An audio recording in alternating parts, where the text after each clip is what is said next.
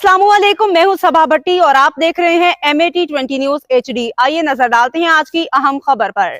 मंडी Bahauddin deputy commissioner doctor Faisal Saleem की सरबराही में district sports officer Ayesha Saleem Cheema के ज़रिए निगरानी अंडर-21 गर्ल्स एंड बॉयज़ के हॉकी बैडमिंटन के ट्रायल्स, जबकि वॉलीबॉल्स अंडर-21 बॉयज़ और कबड्डी बॉयज़ ओपनर ट्रायल्स का इनेकाद। ट्रायल्स में खिलाड़ियों ने भरपूर शिरकत करके वज़ीर आला पंजाब मरियम नवाज़ पर भरपूर एतमाद का इजहार। वज़ीर आला Punjab DG sports and youth affair Punjab के अहकामात। डिस्ट्रिक्ट स्पोर्ट डिपार्टमेंट मंडी बहाउद्दीन के ज़रिए तमाम समर गेम्स 2025 के ट्रायल्स का इनेकाद किया गया।